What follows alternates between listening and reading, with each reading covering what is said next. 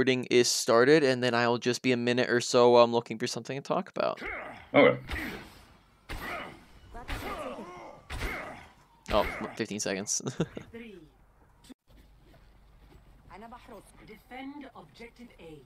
Oh wow, Yeah, so they're we got all rolled here. coordinated. I never seen this push before. We got absolutely stumped round one. We were all just waiting for them.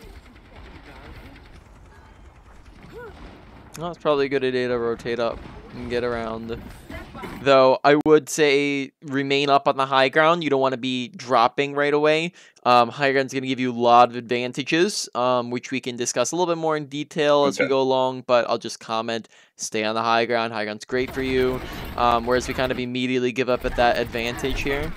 And then we will also discuss more on this topic in a minute. I'll go in depth on it, but I'm noticing that the first target that we kind of laser in on and we focus is the Orisa, who is not the target we want to be looking at because she's going to be the most like tanks in the game are the most difficult things to kill. So usually that's not who we want to focus in on, and we can go a little bit more into that in a minute.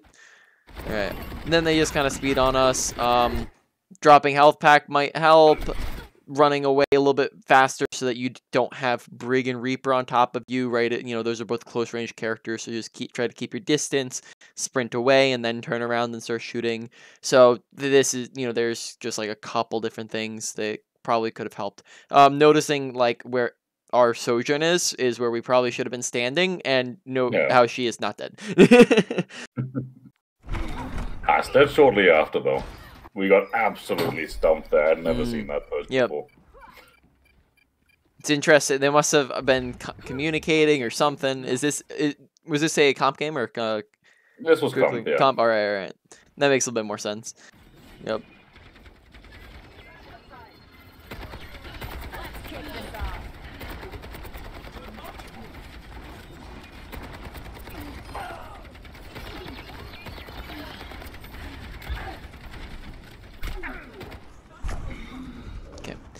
I probably would have recommended being on this high ground in the first place with these guys. It gives a bit more cover to work with when you're over here. Whereas we didn't really have that in that tiny little corridor. And then also just puts us with their team as well so that we can get support from them. Alright.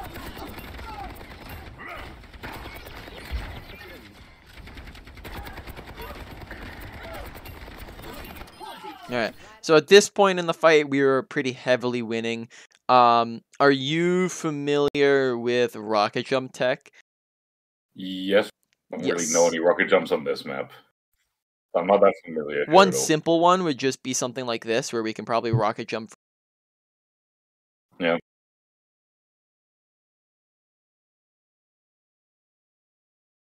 Just allow us to get a bit more aggressive and be able to actually see them if they're all around that corner. Yeah. Slowly whittling down the gold Orisa, one of the hardest targets in the game to kill. So why don't we? But you can do that comfortably, you would say. Yeah, I'm fairly consistent at least. It's not something I use very often. I don't really know the best places to utilize it. On this map, there's actually use this spot. I don't know if you knew this was a spot. But you can climb up and stand up on this. You can stand up there. Yep, you can stand up here. I did not know about that. I think you can also rocket over to this one as well. On this side, so you can rocket jump that side. And so, for example, you wouldn't necessarily want to be just holding here because this would probably leave you with very little cover. But like, for example, if you're trying to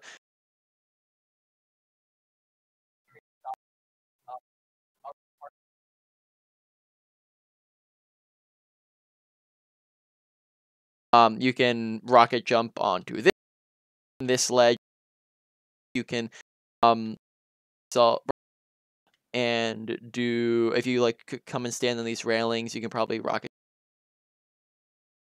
taken, or if you rocket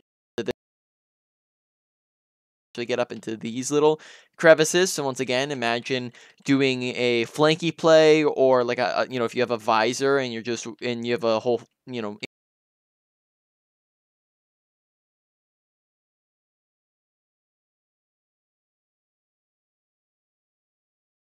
I'm pretty sure you can stand on this ledge if I'm not... No, this ledge right here. You stand over here. Showing... Oh, that would be good over there, yeah. Well, there's a lot of cool spots on this map. I love showing off spots. Okay. All right, so let's discuss... maybe I'm looking for one more thing here, and then we'll go in a little bit more in depth and discuss them. But I think I have one more thing in my mind that I just want to see a bit more of. Okay, good job taking the high ground. I like that we're doing this. Though we're a little bit... You can jump to that next ledge, so I would probably do that, so we would be sitting here. But that would be rocket jump to that ledge, right? No, you can just normal jump up this. You can? Yeah, any character can just normal jump up it. I think this is one of like those a little bit of a harder ledge because you might like it might slide you backwards, but just keep jumping. Yeah. Okay. It might have to be a certain angle or something like that, but this would be much better to be standing on because from up here you can...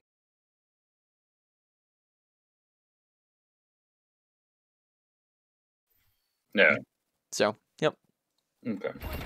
More cover as well.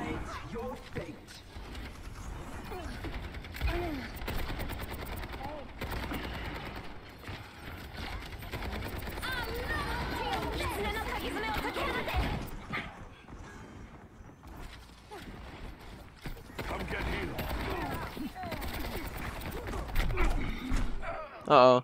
Didn't really seem to hear the Reaper sneaking up on us, so make sure keeping your ears open.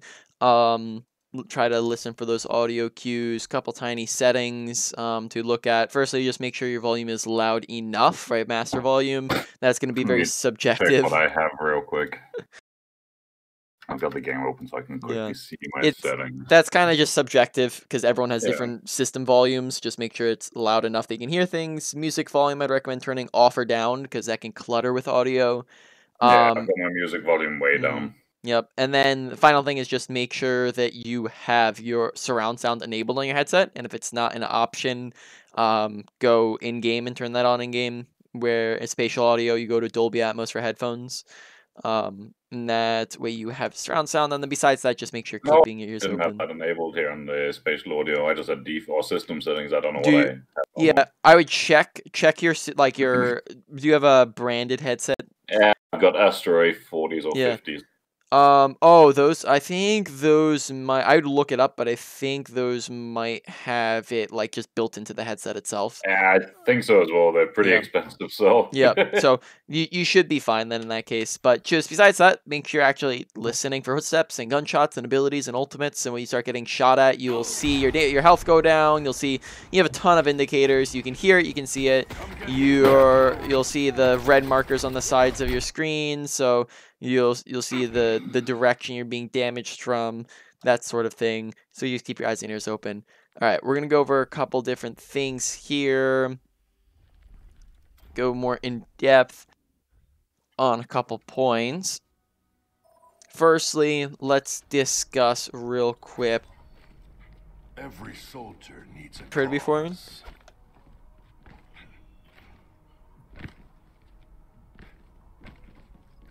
It is. Yeah, right. Yeah, sometimes cut out, you know. So you've heard it before. So just to reiterate it for you, being put into action as much as it could. Yeah. So to reiterate what that is. Crosshair placements, just placing your crosshair in the best place possible to make shots as easy as possible. Make it so you're hitting more shots. The first very basic step to this is aiming at head level, because headshots do a lot more damage than body shots, roughly on most characters 2 times the damage. So, you know, we look at the bot over here, 1, 2, 3, 4, 5, 6, 1, 2, 3, 4, 5, 6, 7, 8, 9, 10, 11, 12, right? 2 times damage. So we want to make sure we're hitting headshots. They do a lot more, and when we're aiming down here, then to hit headshots, we have to make a further adjustment with our crosshair. It's a harder shot to hit.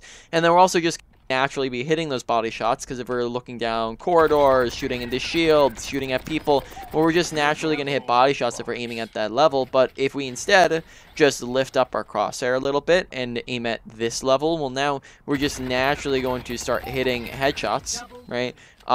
Doing the exact same stuff, shooting down corridors, into shields, at people. Easier. Same concept here. With crosshair placement is so pre-aiming where you know people are going to be. So bots top right, we aim at head level top right. That way when bot comes around the corner, it's very easy shots. My crosshair's already on their same thing. They're on the left, so I'm pre-aiming, already looking left side at head level. So I turn this. Oh, I was looking a little high, but it's very little adjustment. I don't really have to go very far to hit the head. These guys are on a little bit more of a slope, so the same way I'd look down on a Torb and up on a tank, I'm going to look a little bit down on these guys here, so that when I turn this corner, I'm already lined up with their head. Very easy shot. A lot to learn. Body shot. And we're kind of just aiming down here, right? Just going to be a lot better if we aim up. This is probably stuff I did back in the day when I took the game a lot more competitively, when I first started climbing. But it's all dropped off a little bit. Yep, just gotta be new habit.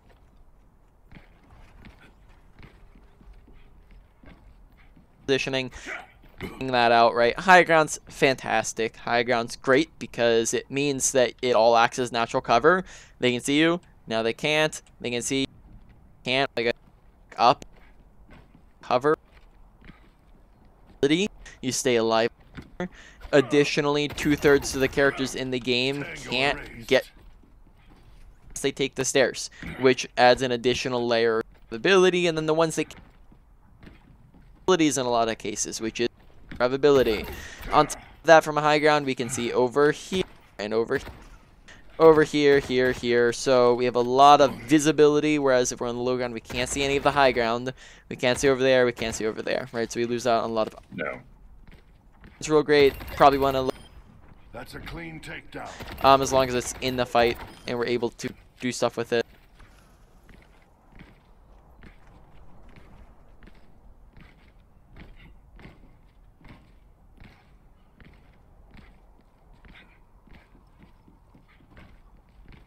Quick.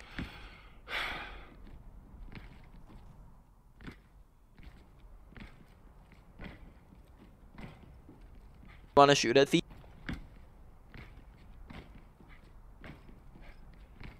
so right at this point, like yeah, true.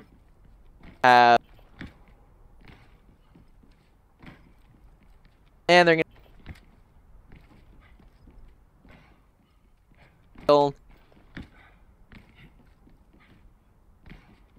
the tanks. They're a lot of position, but if you have equal opportunities, Reinhardt right here or a monkey, and then this is a two squishy targets. Why would we shoot at the monkey when we can just shoot at these guys clearly, right? Clear as day, right? So if Arissa doesn't have a shield to put in your face and she's not on top of you, why would we be looking at Arissa when there's other easier targets? Then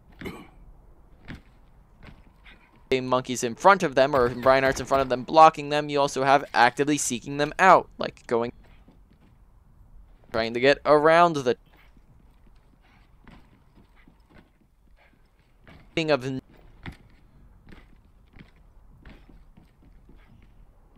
going to the there's also easy. It's like who's gonna be easier to kill in a lot of cases, a Sombra or a I don't know, let's see, Zenyatta. I mean, I'll make that easy. Zen or Mercy, Sombra, Mercy. Yeah. Mercy, yeah, right? I would still say Mercy, yeah. Yeah, and then, I mean, then you can flip-flop it, and you can say, okay, who's easier to kill, a Sojourn or a Lucio? Sojourn, depending. I mean, it depends, I guess, on the distance a bit, but... Yeah. Lucio's a bit more erratic in movement. In most cases, just by base function, Lucio, right, or Soldier is gonna be. Yeah. Is to this like surfer like a fall.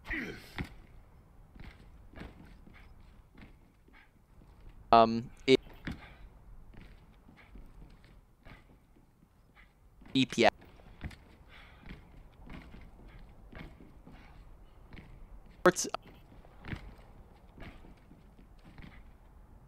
Using deep high even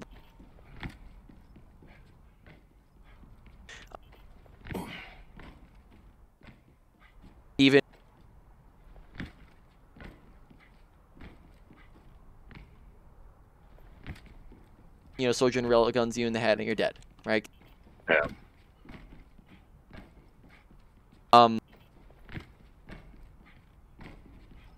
Or DPS.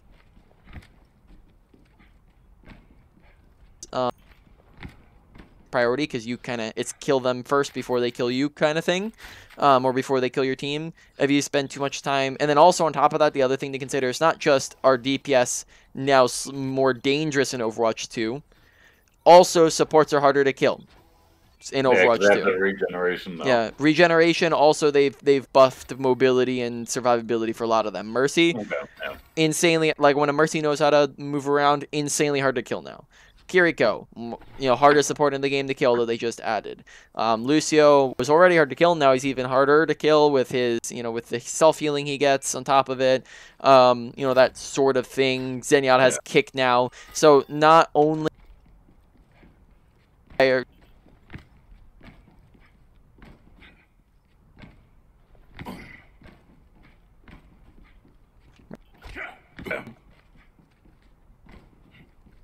a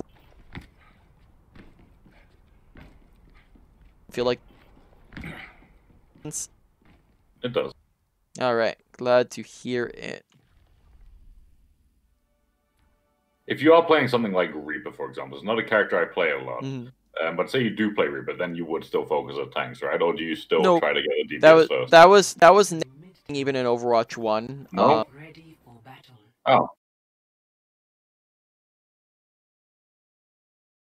Yeah.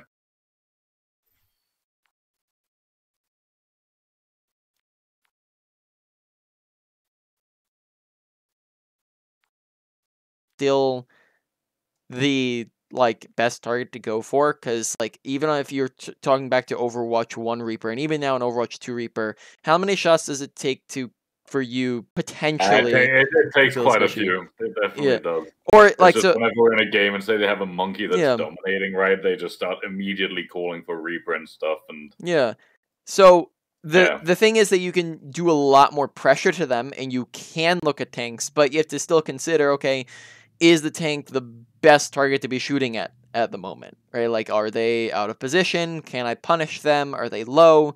But you don't want to come into every single fight thinking tank, tank, tank, tank, tank, because okay, on Reaper, just you can think through, okay, how many shots does it take? And Monkey is maybe a little bit easier of a target because he only has 550. But if they're running an Orisa, a Reinhardt, a yada yada, keep going. You got to think, okay, how many shots will it take for me to shoot and kill the tank? Maybe an entire clip as Reaper. Whereas how many shots will it take to kill a squishy? Well, potentially 1 or 2 shots. Potentially. Probably more like 3, right? But 3 is still a whole lot lower than 8. Yeah, that's true. And in that time it takes, they've already leapt away. They've gotten healing. That sort of thing. So it even in Overwatch 1, the priority is still different. It's just that you have the more availability. I would think of it not that tanks are a higher priority now because you're a tank buster, but that you have the ability now to kill them a little bit faster than other characters. And just put some more pressure out on them. Yeah, exactly. And that means that you can get them off of your team faster, too. Okay, so we're coming in this fight. I've got you in my sights. Okay. I would probably... but you can just hop on these little things. Hop, hop, and you're over. You know. No. Okay. I had never seen. I did not know you could do that. And you can do that other way too. You can hop on this and just like peek over and just shoot from here. Okay. To high ground.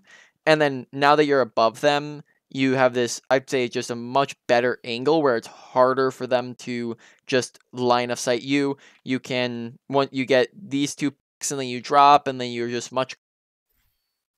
Whereas here, I would probably say the thing you're going to struggle with is that they're probably going to be able to get around, first like tank. From what I remember, I got no value out of this. I just got wrecked. Yeah. I think. Firstly, tank in your face, right? That's just going to make it hard for you to do anything. Secondly, not only is tank in your face, but they just all can run around that corner, and you're so far away from them. So when you are visoring, make sure that they're out in the open, and that you have angles to be able to see them, so they can't just immediately get around the corner.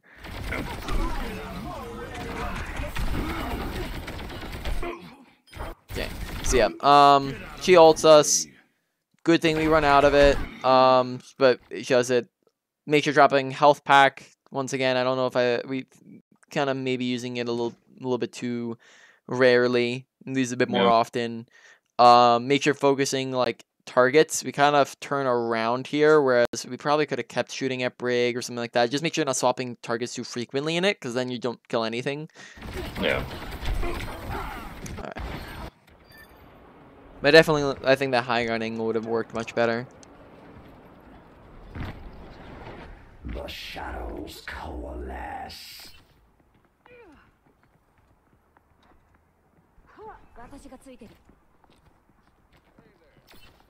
Oh, you're facing through the wall. I did that to see if because you can emote and then you can turn, right? So I want to see where they were without actually showing straight up where I was, which is kind of pointless in this character, but it's a fun mechanic to see if I can get value from sometimes.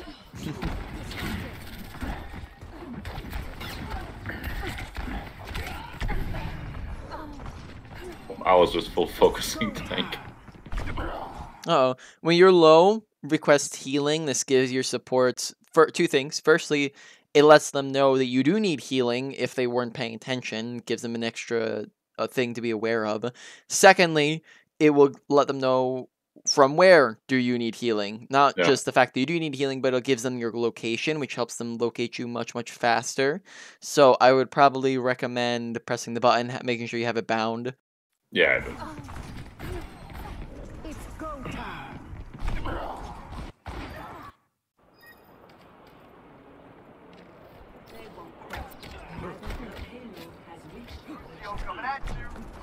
I think here I ended up panic swapping a little bit, to be fair. Just trying to find something that worked. I didn't do, like, the first round I just got stumped. After that it got a lot better, but the round one was really, really rough.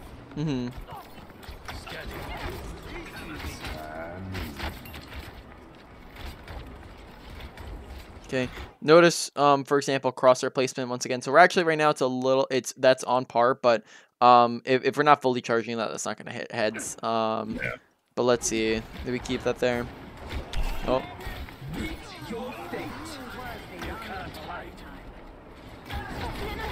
So like for example, you can see here where even if you look at the Kiriko who's not jumping, you can see how this is still right below her head, kind of at her shoulder length, which just means that it's not going to be able to hit anybody in the head. And then Zarya, we're just aiming at her legs. Okay. Make sure we're looking at, right now we're just dying a lot, right? When we're dead, we can't do nothing. Make sure that we're looking to stay alive, and every time you die, we can kind of analyze that death, and this is part of self-improvement, which I would encourage you to think through these, try to identify your own mistakes, and then don't just say, oh, I died dying is bad, because yeah, everyone pretty much understands that, but think through, okay, well, why did I die in the first place? What was not just the what is the mistake, but what is the underlying issue that caused the mistake, right? So here, so I guess firstly, what would you say are a couple different examples of reasons why people generally die? Well, for one, like, for example, in this scenario, I'm in the middle of, like, I'm out in the open, I guess you could say. So, poor positioning. Yeah. That would be one. So making on it, but use cover, stand next to cover. Good positioning is the usage of cover. Bad positioning is the absence of cover. So rather than being smacked nowhere, come over to the, come use corners. You have corners, doorways, pillars. No.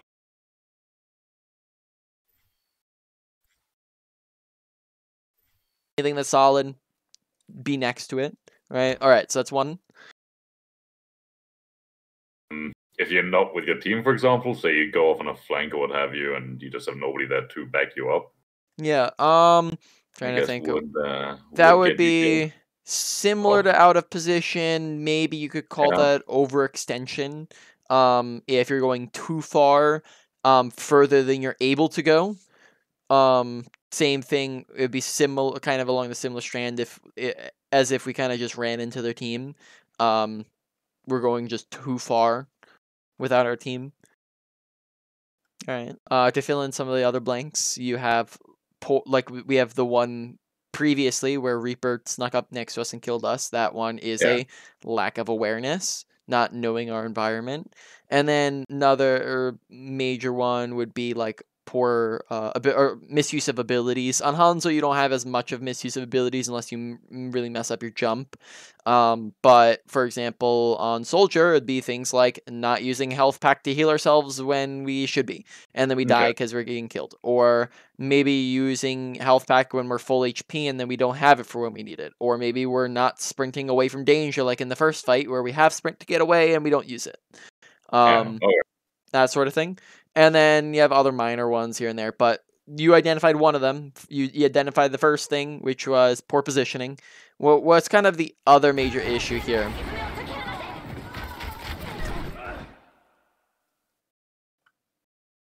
So we're too far on the open. I'm not sure, And then I would say that there's one other major issue, and that is that we just don't run away from danger.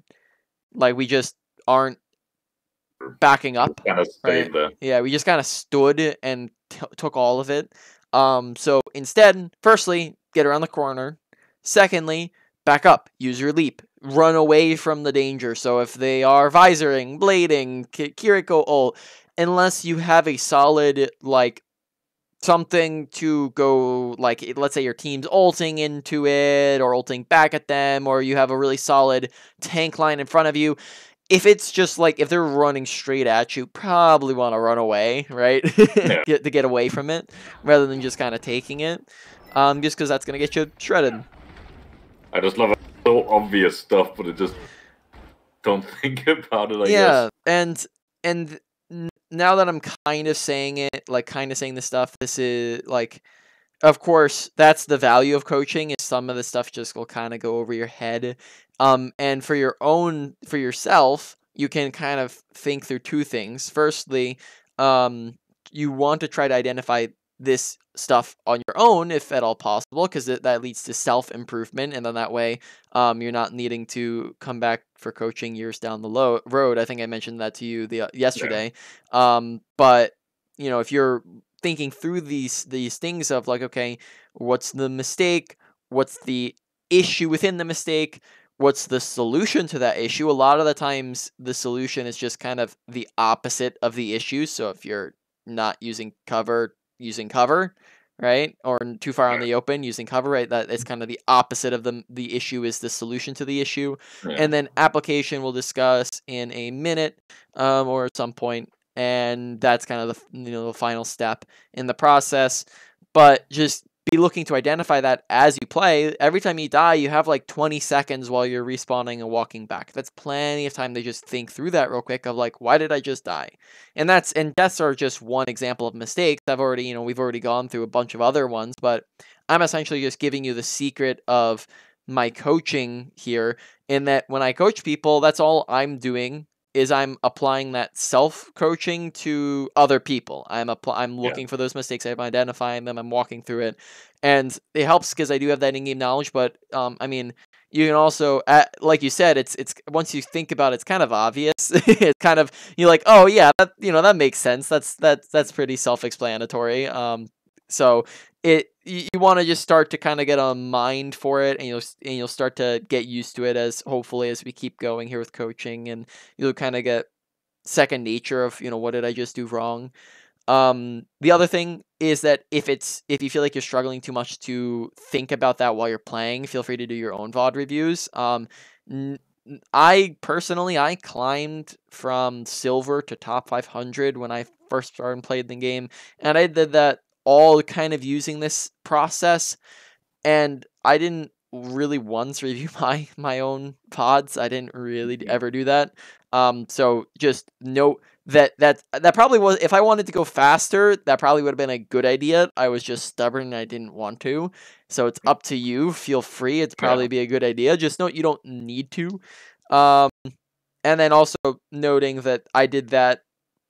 I did that pretty much all on my own. I didn't get coaching until after I'd already hit my peak in the game. So just note that you are able to do that if you're just looking kind of at the game with that analytical eye. Yeah. So let's keep it going. Okay. All right.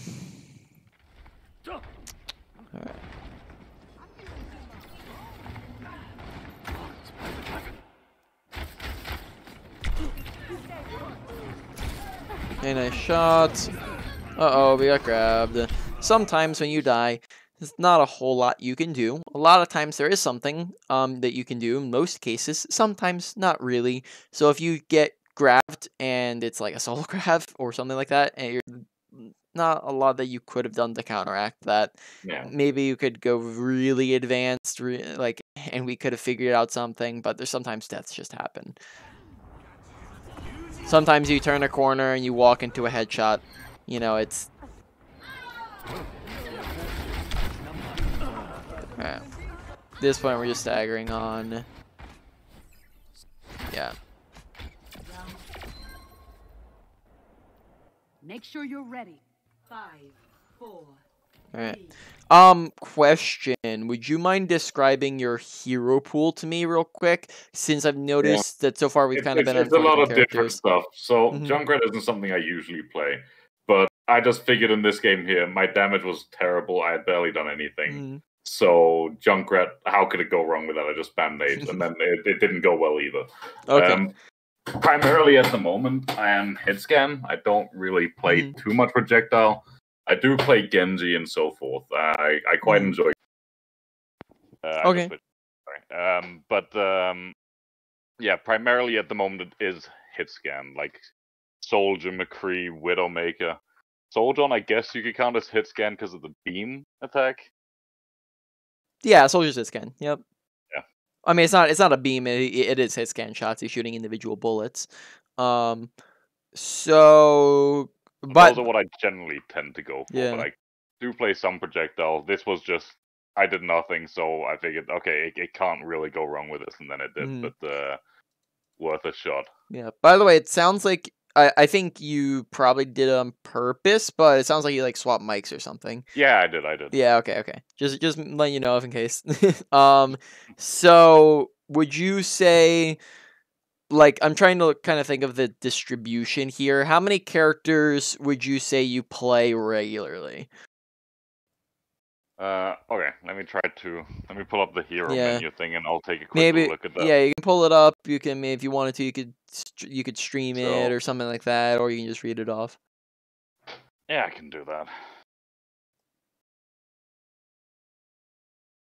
so this is at least for this current season. So it's been mainly Soldier, Genji, Widow, and Kree. Okay, so that's not too bad. I've also spent a bit on Sombra and Soldier. I used to be really good at Hanzo, not so much anymore, but he's who I originally hit GM with in like season 12. Okay.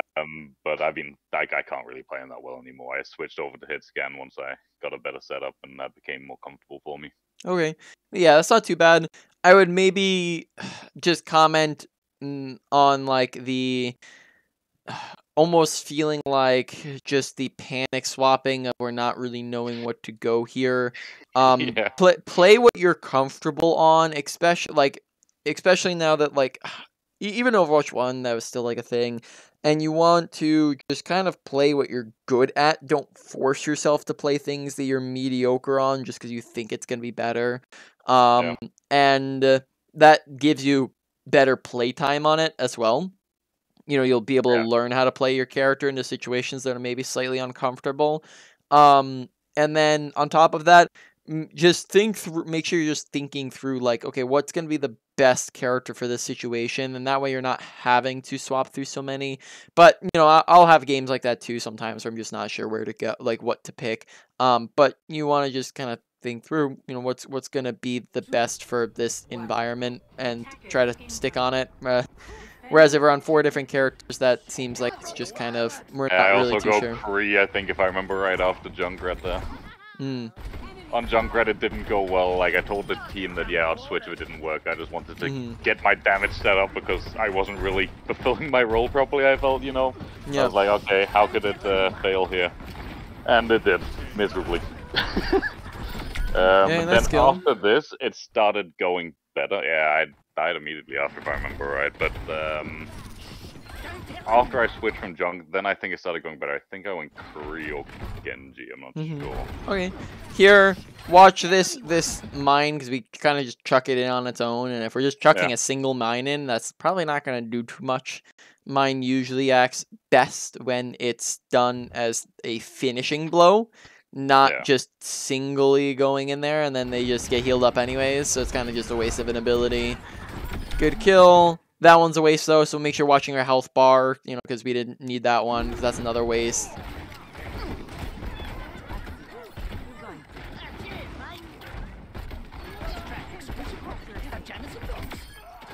No, nice shots.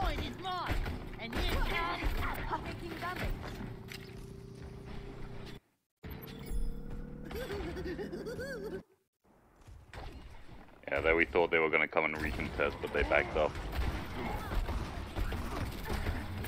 Okay, notice that kind of Zarya focus once again. Very early on in this fight where there are other targets for us to look at. And we're just immediately narrow in on her when there's Brig. If we look a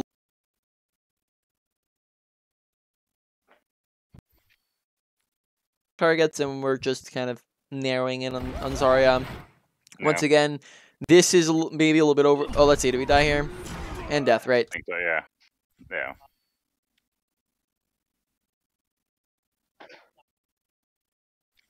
Causes of that death. I mean, there I was just too far forward out in the open as well. Like, I can see I'm ahead of the rest of the team as well, and I was the first to get picked. Yeah. Those would be the main ones. So just make sure we're looking to stay not running into the middle of their team and make sure we're using cover. Alright, I just switched back to my proper mic again. All good.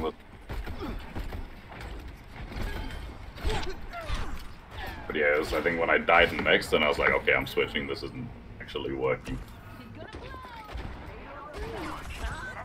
Okay, if you're doing a flank, I'd say try to be a bit sneakier about it. So don't jump. That'll be extra loud. Don't throw trap. That'll be extra loud. If you're being loud, then they know you're coming. And if they know that you're coming, well, then Ashe and Mercy can just run over here and start shooting at you. And now it's a 2v1.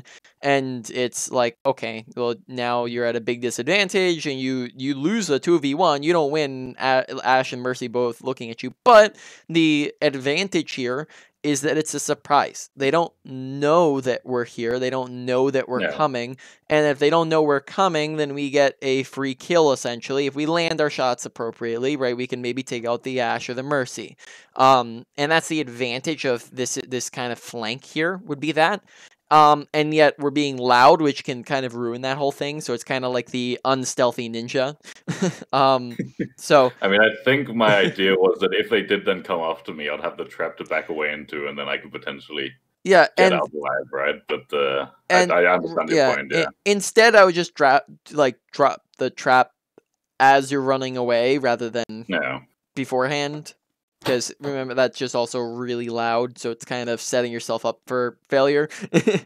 And then the other thing is crouch as well. Crouch, or if you're trying to go a little bit faster, crouch spam. So crouch on crouch, crouch on crouch. That's going to mute your footsteps.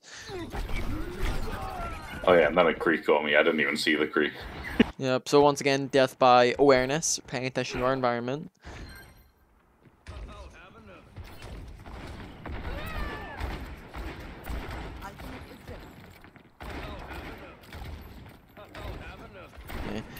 Probably want to be looking to take that top left, or just looking to go take a high ground here.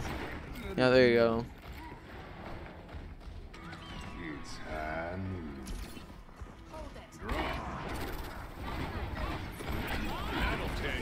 And immediately dropped off the high ground. Yeah.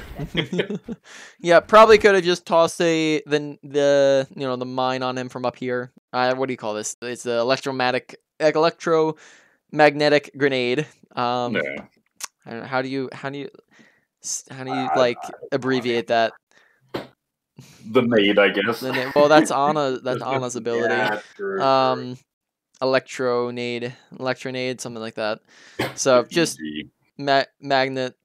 Just make sure you toss that at him from above rather than dropping when you don't need to. Yeah. That means how does the grenade actually truly work now? Because I mean, I've tried to figure it out. I played a fair bit of Krieg, but sometimes when I'm pretty certain it should stick, it just explodes in the air, and I haven't quite understood how it properly works, if that makes sense. Yeah, if I'm not, let me go to training range because I'm not 1000% certain. I think that they probably kept the same explosion radius as flashbang, but I'll double check that for you. So flashbang in Overwatch 1, you had to be 10 meters away for it to connect because it exploded. I think it had a radius of 3 meters and it exploded, and you threw it forward 7 meters. Yeah. So Overwatch, if that's the case, then that means we could come back here and it would not reach. And that's the case, right? Okay. It just kind of exploded on him. So now if I step forwards within this 10 meter radius, now it sticks and it does extra damage. Let's see. The damage is ridiculous on it, I feel. Yeah, I mean, he's not that powerful of a character, to be quite honest, but yeah, it is. Yeah, one body shot on the bomb, if it sticks, it kills. Yeah, McCree is, as of the current moment, McCree is probably one, like, I think most people have rated him for this current patch, like, more of like a C tier character in comparison to others. Yeah. I would have thought it would be like A tier at least. Like, it seems like such a powerful combo to just body shot nade and dead. I think the thing is that in a lot of other cases, you just have other people who can get more consistent damage and easier damage from further away. Like, you have Sojourn, who is an S tier character who can one tap from mile away, and McCree has to get up right next to you, and on top of that, if you get healed up, then you're able to just get away from it. I think that it's gonna be 3 meters away here, so about like here or so should be the trick. No, maybe this, about this maybe.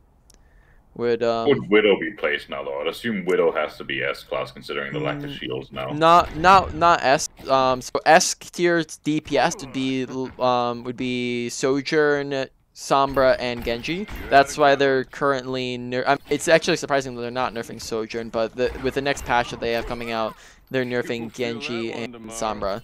Do you know what they're doing to Genji specifically? Genji, so there's leaks. There's leaks of what it is, and the leak. There's nothing official, but the leak is, from my understanding, it's from somebody who's never been wrong with their leaks. So the Genji one was that he basically has 2 less shots in his ammo. And then he does something along the lines of, I'm trying to remember. It was less damage with his shuriken. It was decently significant. It was so that he can't it was so that he couldn't right click melee any people anymore. So it was something along the lines of, yeah, I don't know if it was like 2 damage per shuriken or something like that. I don't know. Yeah. How is Widow not S-class though? Because now we have no shield, right? If you got the aim for it, everything dies. Because couple things, right? Firstly, think through what did I name as the other S-class DPS? Sombra, Genji, Sojourn, all of which are very fairly decent against Widowmaker, and right now we're in like a divey meta where the other good characters are gonna be Zarya and D.Va, of which can go and shut down Widowmaker decently easy. Other good tanks are gonna be Sigma, who has a shield, and Monkey, who has a bubble and can dive her. Zarya should be probably fairly decent against, but once again Zarya can support kind of support the longer range.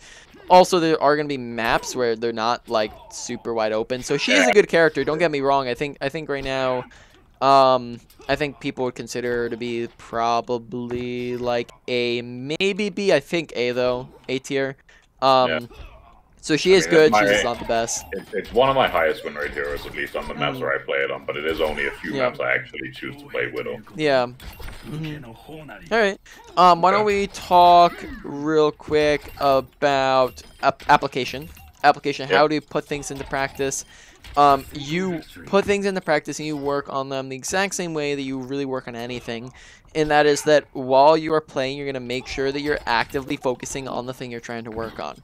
That means that you're not going to autopilot, you're not going to just play to play, and contrary to popular belief, you're not going to purely play to win, because that'll just lead to stagnation, whereas playing to improve leads to improvement. Now what that will actually look like within your gameplay is you're going to pick something out. So let's say, what we've been talking about, pick something out such as positioning, right? And you're going to be thinking to yourself, positioning, cover, high grounds, right? You're giving yourself this constant stream of reminders to think about positioning, and when you do that, you're probably going to be positioning better than if you didn't think about it at all. And when you do that for a long enough period of time, it forms it as a positive habit. Once that forms as a positive habit, then it just kind of comes naturally. It's not something you need to put as much effort and thought and time into, and then you can move on to something else to work on. That is, yeah, and then pretty much I would say as well, make sure you're not trying to do everything all at once, because that will get overwhelming. Instead, pick out one category of things, or 1 to 3 smaller things within a category to work on. That all make sense? Yeah. Yep. All right. Now we're gonna start getting into kind of the end credit stuff for the session, going over the main points and doing a quick review. First, I'm gonna take a swig of water though. Alrighty. So let's see. Ability usage. We went over a ton of different characters. We went over Soldier. Every soldier. Did a hair of McCree. Not really much. Little tiny bit of Junkrat, Hanzo, and a little bit of Reaper. So honestly, we didn't really go over too much ability usage because we kind of flip-flopped between them. So health back more, danger, Helix is pretty fine. Reaper, we didn't really go over it, but a very great combo that you can do as Reaper. Right, think about like what we just talked about as target priority. Very easy way, and also you can get an off angle and flank behind them very easily by just teleporting behind them. So be sneaky, don't let them see you, teleport maybe to a high ground or something behind them, get a couple of shots in, go pew pew bang bang right on top of them. As close as the distance gets you into the range you want to be.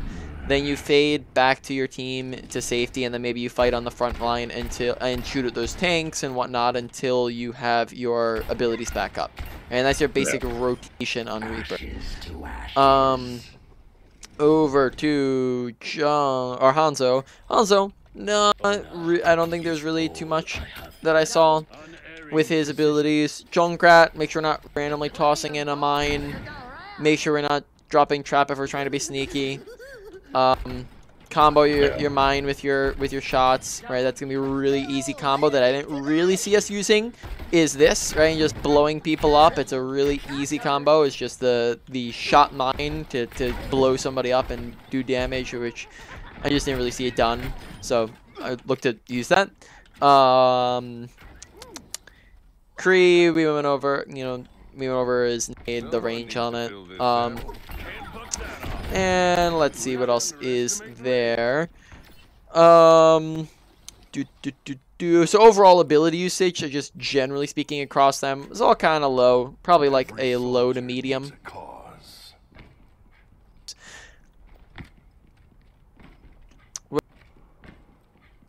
Make you get high ground next to cover, so if they're out in the open like this, you can shoot at them. But if they're right over here, right around the runaround, right next to the cover, then maybe not a time. I didn't see Hanzo, I didn't see Junk, I didn't see Reaper. So I only saw. Yeah. Some of that might have been the fact that we swapped characters so frequently. Yeah, I think so. Overall, off of the one, I can't really go off the lower end. Or something around that. We didn't really go over too much ult usage. Then, mechanics, make sure aiming, crosshair placement, make sure aiming head level. Aim at head level where you know people are going to be. Pre-aim shots. That on Hanzo. Make sure that you're aiming not just at head level, but at ranges you need to aim slightly above head level, because if we aim head level here, you have drop and it goes below, so make sure you're aiming just above their heads as well. Let's see, what else is there? Go target priority. Make sure you're shooting at the easiest things to kill and the highest value things to kill, not the hardest things to kill. Usually that's gonna be tanks, and also supports are kind of secondary in that. And then you do shoot them if they're low, out of position, the only thing you can shoot at, or you just have the opportunity for it. And then generally DPS right now are probably going to be a decently high priority just because of their high value and kill potential, and not to say that you never look at anything else, but it's just a priority. Overall, that probably all goes to about a medium, maybe a medium high priority for you to work on. Then we have your positioning. Make sure you're using cover. Good positioning is the usage of cover. Bad positioning is the absence of cover. Make sure you're taking high grounds. Don't immediately drop from high grounds when you have them. Make sure that you are positioned here. Trying to think what else here. Let's talk range real quick. Sorry, we're nearing the end, but I really quickly want to go over range. Because I feel like often we kind of neglected this. Every character has different ranges. Reaper is very different than Soldier and Hanzo. Make sure you're respecting your range, though. On Hanzo and Soldier, you're mid-ranged characters. That means you don't prefer close range. Close range, there's other characters that do it better. Reaper does it better, Mei does it better, Ryan does it better, Brig does it better, etc. Junkrat does it better, yada yada yada.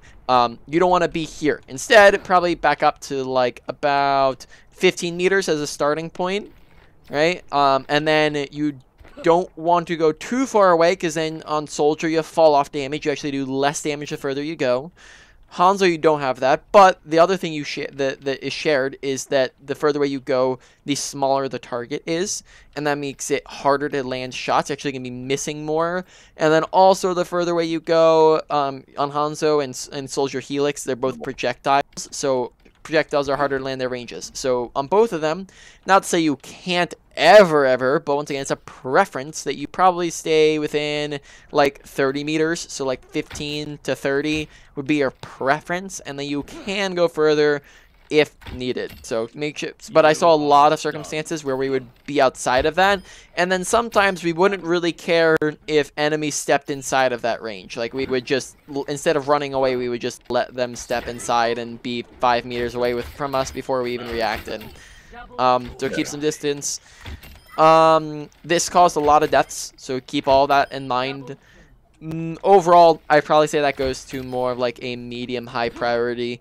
That also being one of the things, like I said, that led to deaths, and then meant and deaths are bad, right? Then moving on, awareness. Pay attention to your surroundings. Make sure you're watching your health bar. Request healing when you're low.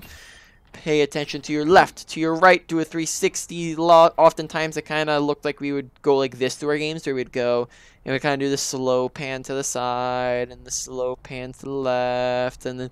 But when you're playing through, that's just going to mean that we're missing out on a lot of info. Because if we're walking through and we're doing a slow pan, we're not checking the corridor over here. We're not, when we're walking into this room, we're not checking left and right. Checking our corners. If there's someone hiding in the corner, you're not going to see them if you're just doing it, if you're just walking in like this. So that's what happened when the McCree killed us coming back from spawn. That's what happened when Reaper snuck up on us. Look around yourself. Do a 360 once in a while. Make sure that you're listening, keeping your ears open so people aren't sneaking up on you. Listen for footsteps, gunshots, abilities, ults.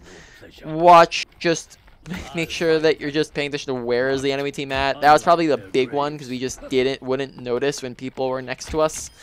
And then also where our team is as well. Yeah. Overall, that one was probably maybe like low. That also caused some deaths. Probably say like lower end of a medium high. So to put that all in order, you have your positioning, then awareness, just right underneath it. Then you have your mechanics, and then ability usage and ult usage. Can't, besides soldier, couldn't really speak too much on. Okay. Any questions about anything? And nothing that comes off my head, to be fair. I think the whole thing with turning slowly and I think that comes from my main game being Surf, where it's all about slow, smooth movement. Yeah. 100%. Coming into that as well here a little bit, so I need to break that habit a bit for the game. Yeah, exactly. But even in, yeah, so I mean, you're definitely correct. In Counter-Strike, it is a different environment. Like you know, when you're coming in, you're probably doing like slower corner checks and whatnot. But then even like if you're walking into something like this and you can't like see into that corner from here, correct me if I'm wrong, but in Counter-Strike, wouldn't you still do a corner check real quick as you're walking in? Yeah. So that sort of idea, but same thing in general. Yep, you're right. It is different from Counter-Strike, so there's a lot more going on around you than in a game like that. Yep. Yeah. All right. Let's see. Record.